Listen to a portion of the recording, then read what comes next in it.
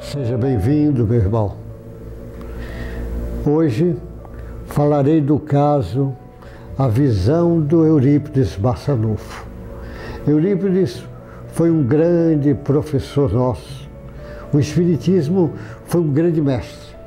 Deixou uma marca profunda no Espiritismo brasileiro, no Espiritismo mundial. Lá no interior de Minas, em Sacramento, fez o primeiro colégio espírita. Ele é um trabalho imenso e desencarnou novo. Mas o Eurípides conta essa história, que uma vez ele foi dormir e sentiu o espírito sair do corpo. Sair do corpo, como tem experiência fora do corpo, tem bastante experiência, isso, projeção do corpo. O Kardec estuda esse tipo de mediunidade tão grande. Durante o sono, seu espírito se desprende facilmente.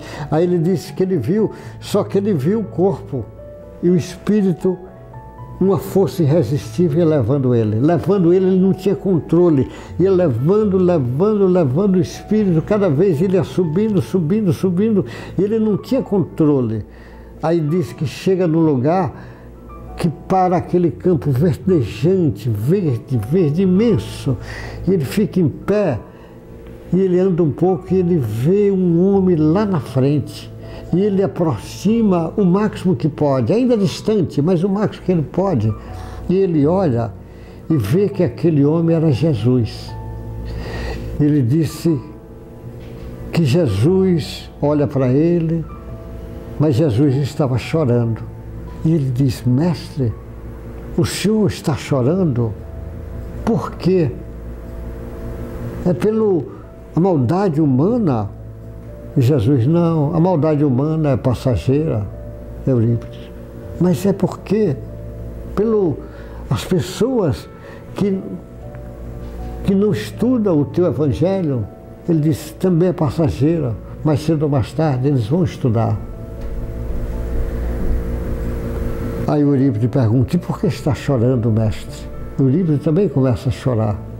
Ele disse: eu estou chorando não pelas pessoas que fazem maldades, pelos esses reis, esses dirigentes, os intelectuais vaidosos, as pessoas que têm posses e não usam as posses no sentido de ajudar o próximo, mas eu estou chorando por aqueles que conhecem o Evangelho e não praticam. Conhece o Evangelho e não pratica.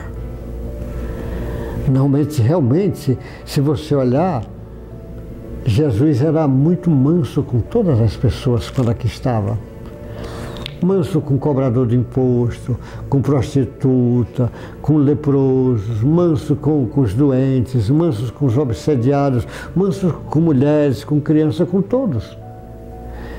As frases duras de Jesus eram para o religioso que abusa.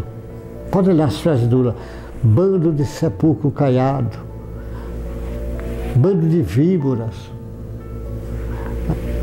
Ele dizia: as meretrizes e os cobradores de imposto entrarão no reino dos céus antes de vocês.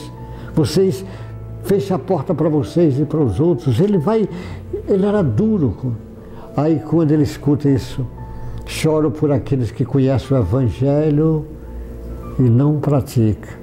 E Eurípides disse que ele toma aquele susto e sente de novo, voltando, até que chega no corpo dele. Ele acorda, levanta. Naquela noite não dormiu mais. Amanheceu o dia e começou a trabalhar e nunca mais parou de trabalhar. Porque, como Jesus disse, eu choro por aqueles que conhecem o Evangelho e não praticam. Meu irmão, essa lição é forte para todos nós.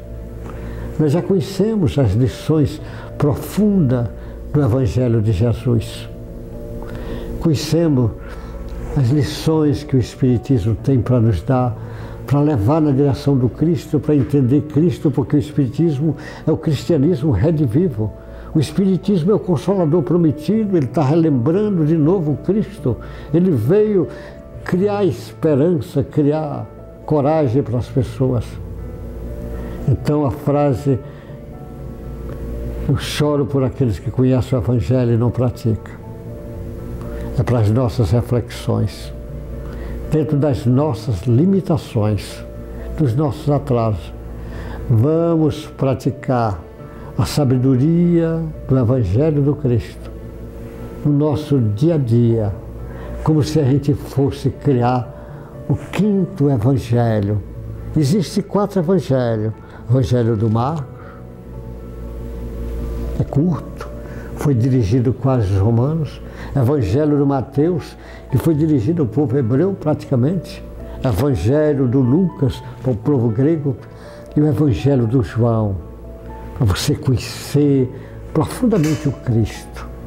Mas eu lhe convido, como diz o Emmanuel, para você conhecer o 5º Evangelho. O 5º Evangelho é o Evangelho que você vai praticar, ou seja, o Evangelho que você vai viver, amar, servir, perdoar. Você seja o 5º Evangelho, que eu seja, que nós sejamos, porque quem segue o Cristo não se arrepende jamais, mas quem não segue se arrepende. Eu levo do Emmanuel dizendo que Jesus disse: segue-me, senador. E o senador disse: quanto custou para mim não ter seguido o mestre naquela hora? E o mestre tem 2000 anos que está dizendo para nós: segue-me. E nós estamos inventando desculpa aqui e acolá, mas está chegando a hora que não dá mais para inventar desculpa. Meu irmão, o sonho de Eurípides é ser o choro de Jesus para Eurípides, e o Eurípides não parou mais de trabalhar. Tomara que esse mal que pegou em Eurípides pegue você também. Seja um trabalhador do Cristo até os últimos instantes dessa existência. Que Deus te guarde, boa sorte. Até o próximo encontro nosso.